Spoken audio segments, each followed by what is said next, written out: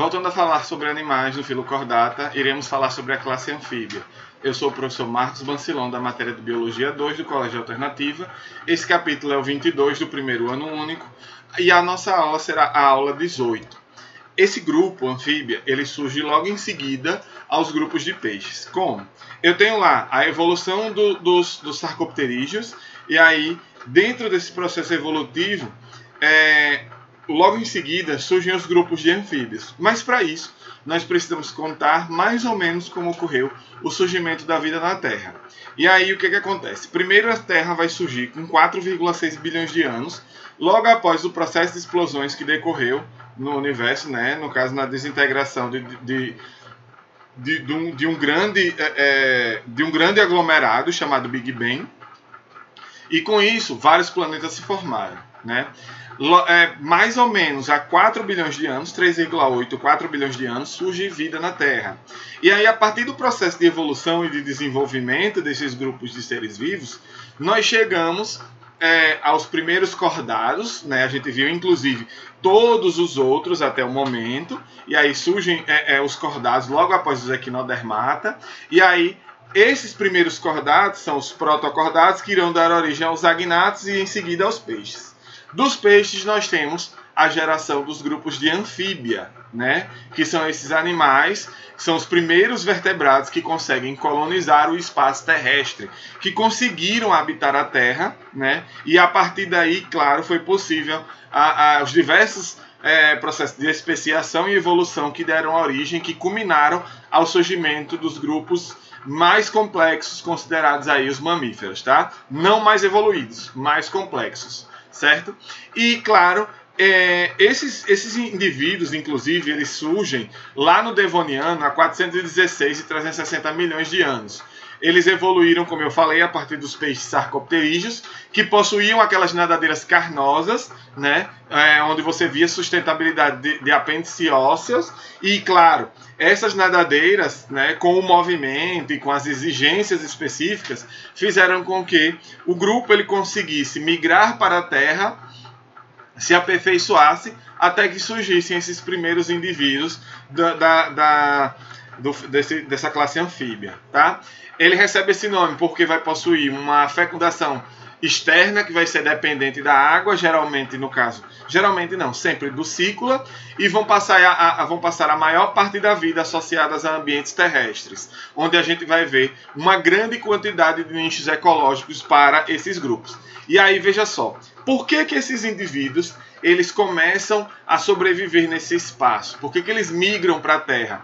Porque com o processo de surgimento das primeiras plantas terrestres, do surgimento e o aperfeiçoamento, inclusive, das pteridófitas e surgimento também das angiospermas, esses grupos eles vão se diversificando e um novo espaço vai sendo conquistado. E aí várias formas de vida diferentes vão aderindo a esse espaço, que na verdade seria o espaço terrestre, né? E aí o que vai acontecer? Desses grupos eles vão sendo cada vez mais aperfeiçoados e vão surgindo novos indivíduos, tá? Bom, o desenvolvimento dos anfíbios é de forma indireta, por quê? Porque existe um processo de metamorfose, que, na verdade, o processo larval dos anfíbios é muito similar a um peixe.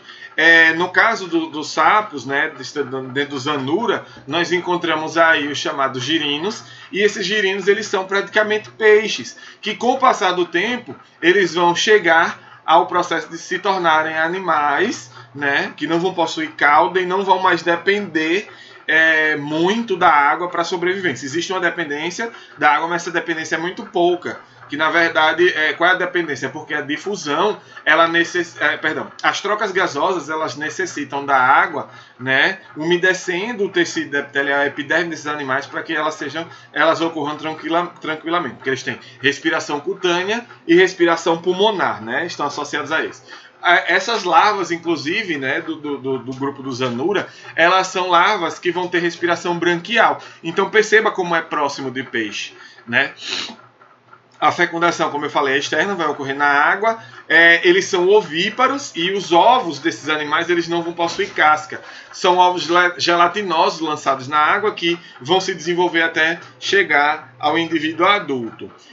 As cecílias, que são as gimnofionas, elas são vivíparas, né? Ou seja, ocorre a fecundação interna e aí o desenvolvimento já é direto, ou seja, não tem metamorfose. O indivíduo já nasce estabelecido como adulto e elas não põem ovos, tá?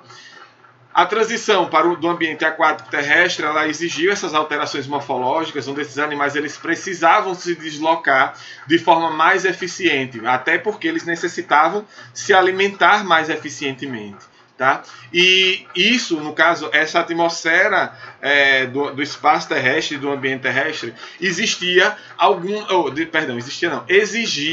algumas especializações para a sobrevivência desses grupos. E aí o que acontece? Essa atmosfera, no caso, fora da água, eu tenho um oxigênio abundante, né? Muito mais inclusive do que dentro da água. O ar, ele é 20 vezes mais abundante, como eu falei, vai se difundir muito mais rápido que a água. Então é necessário que haja uma especialização para a absorção desse oxigênio contido no ar de forma muito eficiente. E aí a gente tem o surgimento da primeira estrutura pulmonar, que advém lá, no caso daquela bexiga natatória que eu falei nos grupos anteriores, que são os grupos de peixes. Eu finalizei, inclusive, falando sobre essa bexiga natatória, tá? Na classificação dos anfíbios, a gente entende que o grupo é monofilético, não existe não existem grupos com ancestrais diferentes, a gente viu, né? Tá vendo isso aí? E todos os organismos são considerados ectotérmicos, que vão regular essa temperatura a partir da estrutura epidérmica, né? A pele ajuda na regulação da temperatura.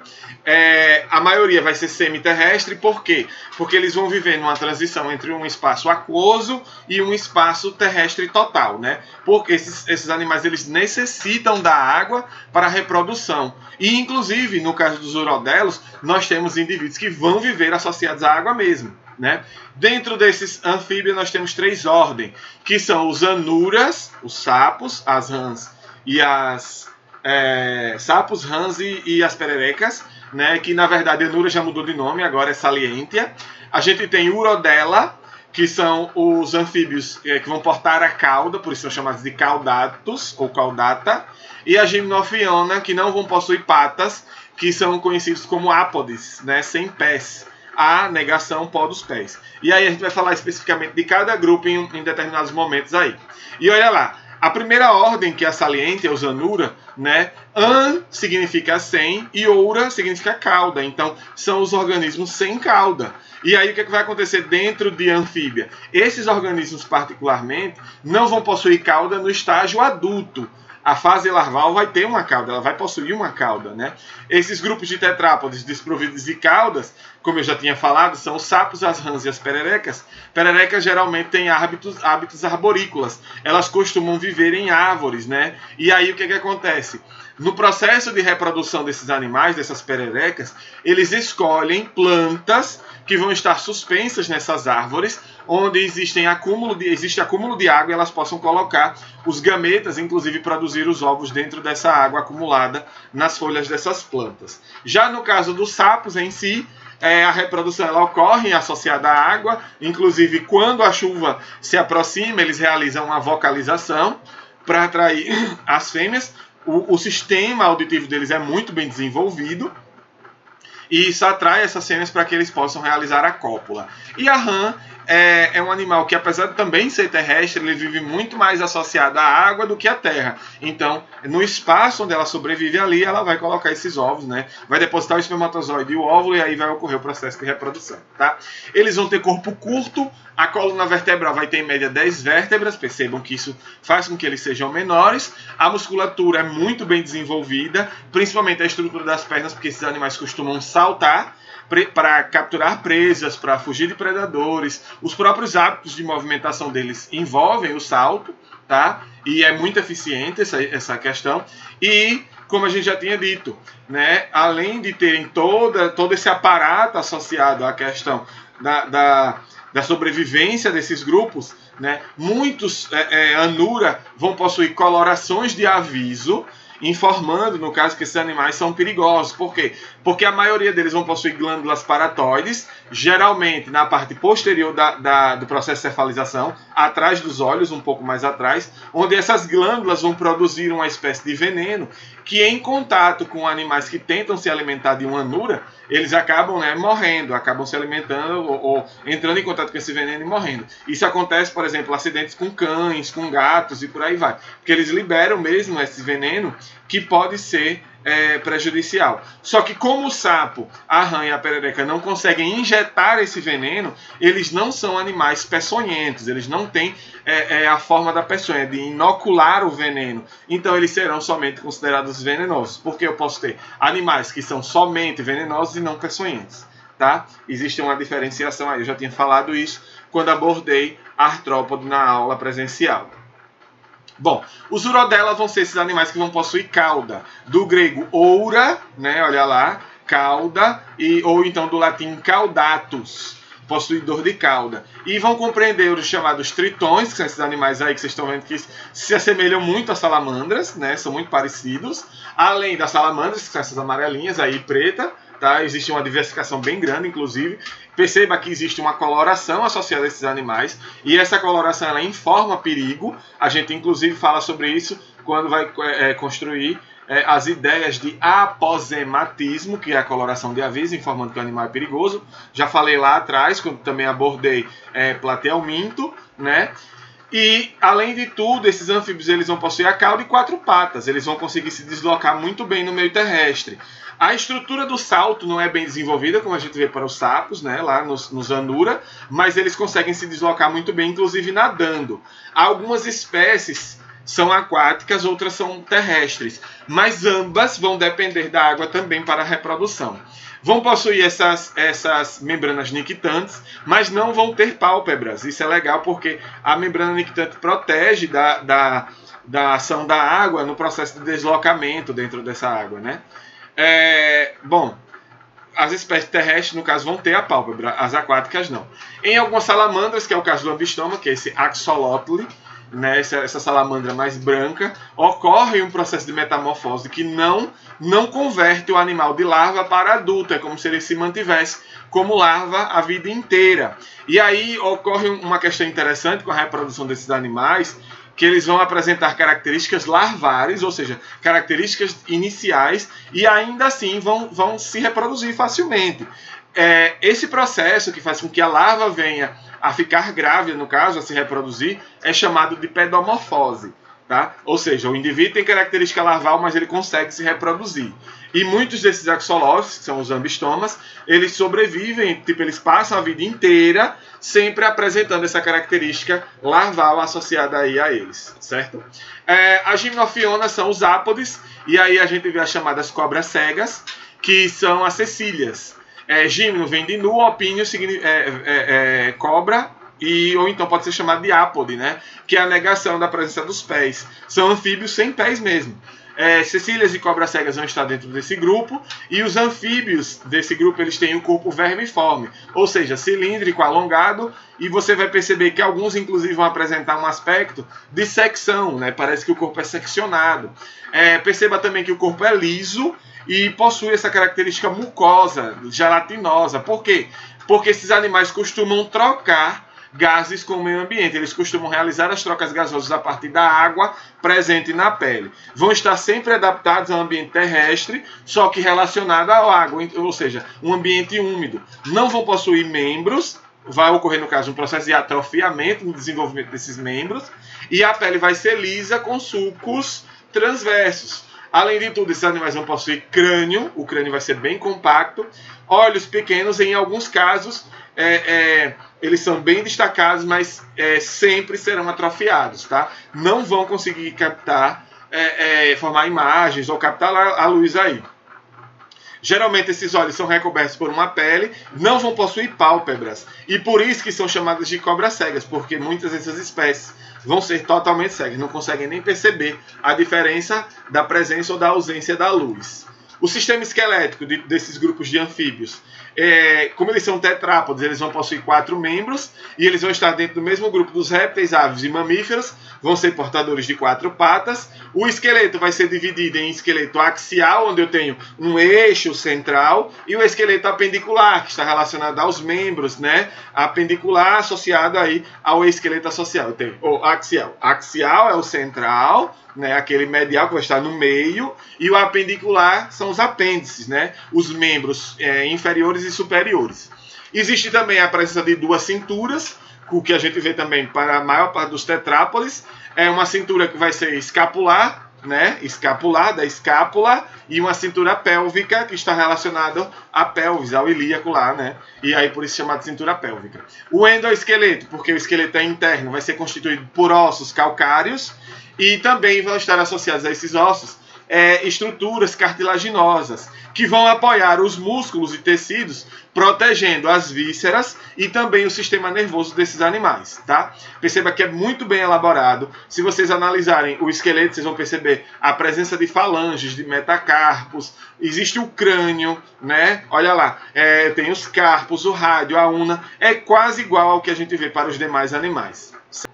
No revestimento e na coloração, voltamos a falar sobre o aposematismo.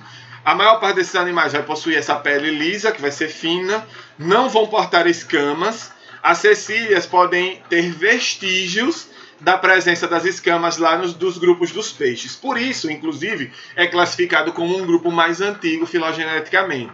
A epiderme deles vai ser estratificada, é legal que você vai ter, por exemplo, camadas dentro dessa epiderme, e o tecido conjuntivo vai formar a derme, que vai ser esponjosa, né?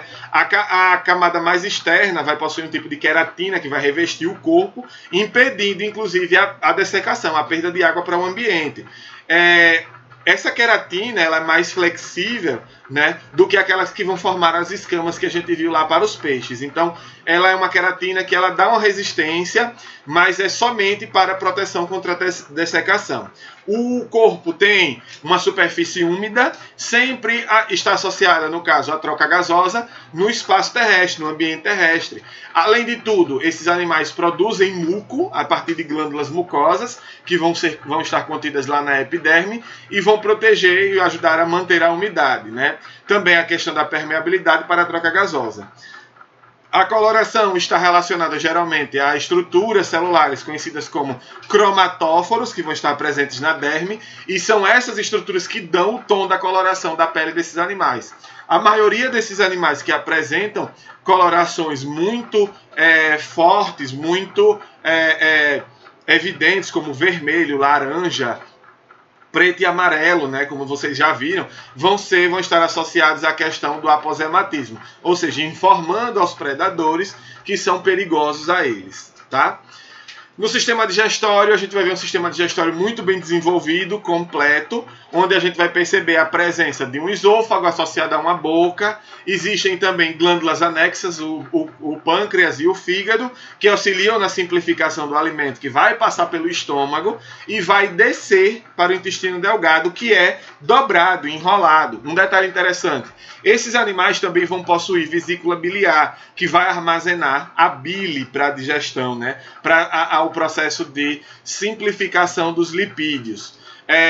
O alimento, quando ele vai ser associado à boca, né? No caso, geralmente esses animais eles são carnívoros e vão se alimentar de larvas ou outros animais, e aí nessa alimentação, quando esse alimento ele vai ser processado, engolido pela boca, ele vai descer por um esôfago muscular, vai chegar ao estômago. No estômago ele vai receber uma grande quantidade de enzimas que vão iniciar o processo de simplificação e a formação do bolo. Esse bolo vai seguir para o intestino delgado, que vai receber a bile, né? Essa bile vai emulsionar as gorduras, torná-las disponíveis para absorção, e enzimas vão quebrar tanto proteínas como carboidratos.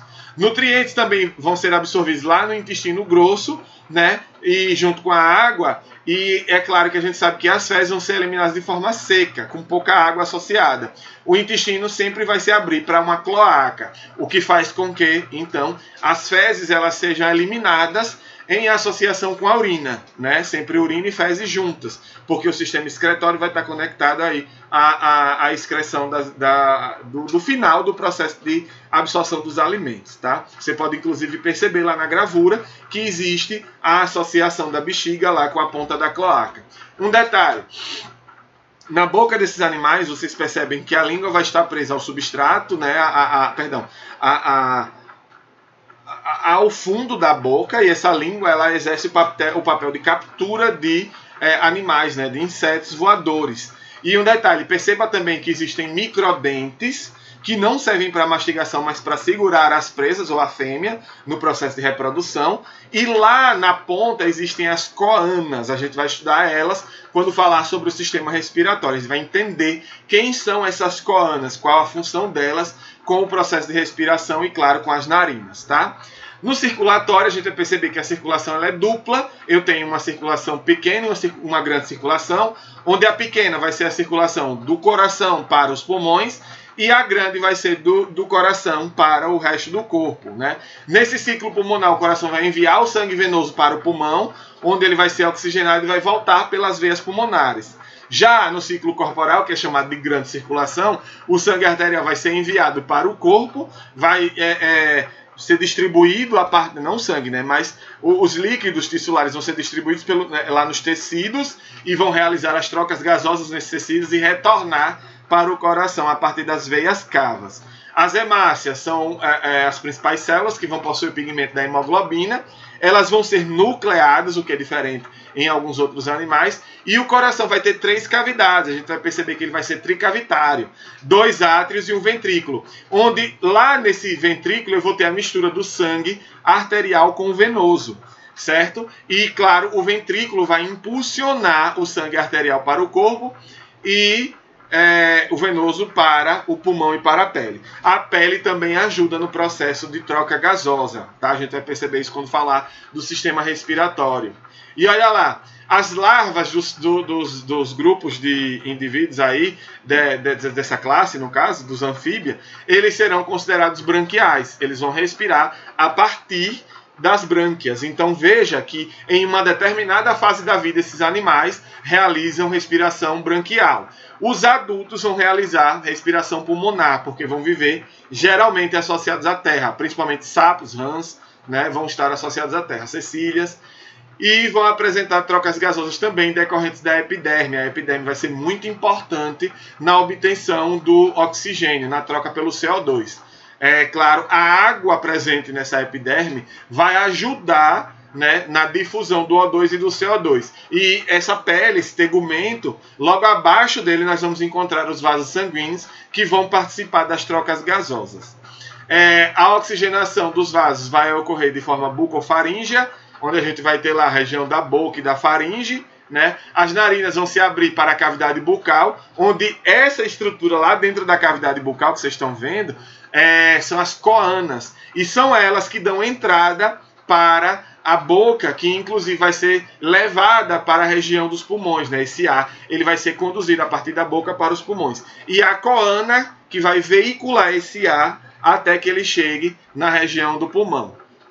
Existem músculos torácicos e costais que auxiliam na questão da diminuição ou no aumento da pressão dentro dos pulmões, e essa diferença de pressão é o que provoca a entrada do ar no interior, o que a gente já vai ver para os demais outros grupos em seguida. E os pulmões eles vão ser órgãos eficientes dentro desse grupo, que vão exigir aí, não vão ser eficientes dentro do grupo. Então, isso vai exigir essa complementação do tecido epidérmico na troca gasosa. Então, a pele ela vai entrar como órgão acessório na função da obtenção do O2 e na troca pelo CO2, tá? Lembrem-se que os gases vão ser trocados a partir dos líquidos presentes na pele, da umidade da pele, a partir de um processo de difusão. É por isso que não se deve nem colocar sal nas costas do sapo, nem jogar água sanitária, porque a água sanitária tem sódio. E aí o sódio aumenta a questão, no caso do meio, ele torna o meio hipertônico, né? O que faz com que ocorra um prejuízo na obtenção desse oxigênio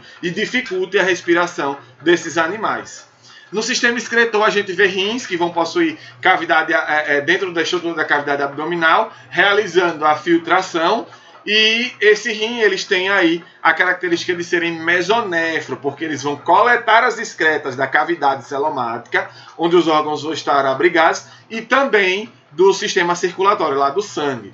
As excretas vão ser predominantemente à base de ureia, por isso eles são chamados de ureotélicos, mas as larvas, lá no estágio inicial, vão excretar amônia, por isso são considerados amoniotélicos. O filtrado renal, ou seja, a obtenção dos restos das excretas nitrogenadas à base de ureia, vai ser chamada de urina e vai seguir lá pela estrutura dos uréteres até chegar à cloaca, onde a gente vai ter a eliminação. Então perceba que basicamente lá os rins e a bexiga desses animais vão estar conectadas à cloaca, que vai eliminar tudo pelo ânus junto com as fezes. No sistema nervoso e sensorial, a gente percebe que órgãos sensoriais vão ser mais desenvolvidos e vão ocorrer, no caso, olhos que vão estar adaptados a uma vida diurna e também noturna. Além de tudo, como eu falei, esses animais vão possuir orelhas que vão compreender, né, a questão da audição, né, o que está associado ao redor. Por quê? Porque existe a vocalização deles para a questão da atração, tanto do macho para a fêmea, como da fêmea para o macho, né? E aí esse ouvido, essa audição, ela consegue perceber o local onde ele se dispõe e, claro, a gente sabe que a vocalização é importante até mesmo para a identificação da espécie. A fêmea identifica o seu parceiro, ou o macho identifica seu parceiro a partir da vocalização, porque ele sabe que aquela vocalização pertence a uma fêmea do grupo dele. Eles têm epitélio olfativo, então eles percebem substâncias que vão estar diluídas no ar a partir das narinas. Além de tudo, existem os chamados botões gustativos, onde eles vão perceber a presença de sabores diferentes e vão possuir uma sensibilidade grande ao longo do corpo. As larvas e alguns adultos vão possuir a linha lateral, como a gente vê nos peixes, que capta vibrações e substâncias diluídas nessa água para escapar dos chamados predadores. Essas larvas conseguem fugir dos predadores a partir disso. Na reprodução, principalmente dos anura, a gente vê que eles são dioicos e a fecundação é externa. O que é que vai acontecer? A gente diz que o macho vai cobrir a fêmea e no momento que isso acontecer, ele vai liberar os espermatozoides. Na hora que ele estiver realizando o abraço nupcial, que é chamado de amplexo, ele fricciona as papilas ásperas na região dorsal da fêmea, e aí o que é que vai acontecer? Ela vai liberar os óvulos. E aí espermatozoides e óvulos vão se encontrar, né? Porque os espermatozoides vão ser eliminados a partir de jatos da urina, que vai ser eliminado, no caso, a partir da cloaca, e esses espermatozoides realizam a fecundação dos óvulos, formando o zigoto.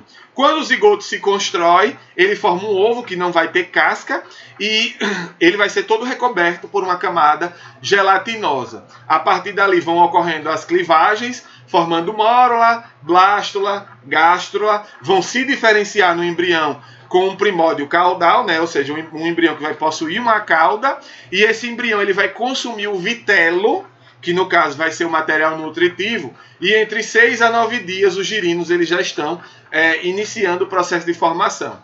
Esses girinos vão ter brânquias, patas e além também das caudas posteriores. Se alimentam geralmente de algas e vão raspar o substrato lá no fundo de rios, lagos, locais onde eles estiverem colocados, né? Quando eles vão metamorfoseando-se, assumindo a forma adulta, essa cauda ela vai desaparecendo, porque ela vai sendo consumida pelo corpo do animal, até que ele esteja construído como um indivíduo adulto. Então, perceba que o desenvolvimento deles é indireto. E o processo vai se completar em mais ou menos 3 meses, em alguns grupos um pouco mais, tá? Nos urodelos e nos ápodes, a gente vai ver que existem algumas questões diferentes. Por exemplo, no urodelo, a fecundação vai ser interna, os animais vão ser dioicos e os machos vão liberar pacotes de espermatozoides, que são chamados espermatóforos, a gente já viu lá nos grupos anteriores, né? Que existem esses espermatóforos lá em molusco, que vão ser sugados para a fêmea através da cloaca, né? Ela absorve esses sáculos com espermatozoides, e aí no interior da cavidade vai ocorrer o processo de fecundação. Quando essa fecundação se estabelecer, vão se formar os ovos, que também têm a característica de serem sem casca e gelatinosos, e aí esses ovos, quando são liberados no exterior, vão estar presos a estruturas como algas, plantas aquáticas ou qualquer outra estrutura que possa, no caso, se associar aí.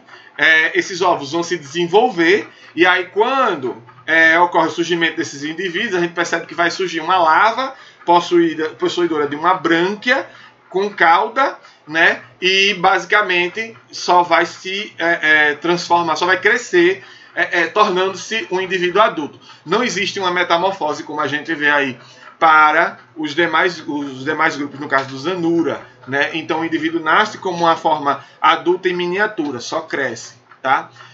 Os ápodes, eles também são dioicos, a fecundação vai ser interna e logo após a cópula, que no caso o macho vai introduzir a parte da cloaca dele na fêmea, liberando espermatozoides, vai ocorrer o processo de fecundação desses óvulos, formação dos zigotos. Quando os zigotos estiverem formados, né, dentro dos ovos, que também são sem casca, tá? Mas tem uma resistência maior, e eles no interior são gelatinosos, com material vitelínico, elas vão saltar esses ovos no ninho e vão estar ali protegendo esses ovos. Ou então, muitas vezes pode acontecer, no caso das cecílias, de armazenar esses ovos no interior do corpo e só liberarem os animais após a eclosão dos ovos, tá? O desenvolvimento sempre vai ser direto, não vai haver uma metamorfose dando origem a um indivíduo diferente, lá da larva para o indivíduo adulto, como a gente vê para o Zanura, tá?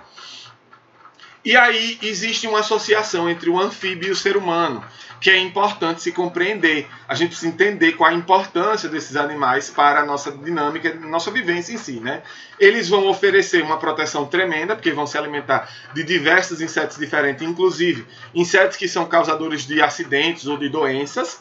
E, claro, eles também vão produzir substâncias que podem ter cunho farmacológico, que podem ser usados, né, na farmacologia. Por exemplo, diz-se que alguns sapos brasileiros têm uma substância anestésica mais poderosa do que a morfina. Então perceba a importância de se estudar esse grupo, né?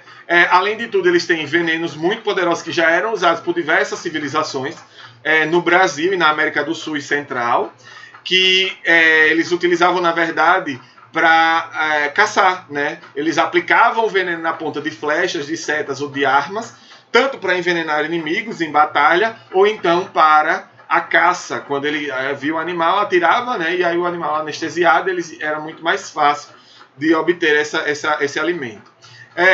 Existem também substâncias associadas a eles, os venenos desses sapos, que são analgésicos, alguns são anticonvulsivos e até mesmo cardiotônicos, ou seja, eles fortalecem a musculatura cardíaca.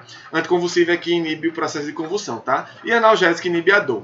Além de tudo, muitos desses animais, como é o caso da rã, são considerados alimento, né? Eles podem ser consumidos aí como uma forma de proteína na alimentação humana e até mesmo de outros organismos em si, tá, pessoal? Vou me despedir de vocês mais uma vez. Muito obrigado, fica aí a reflexão, espero que vocês tenham entendido e tenham gostado. Beleza? Até mais!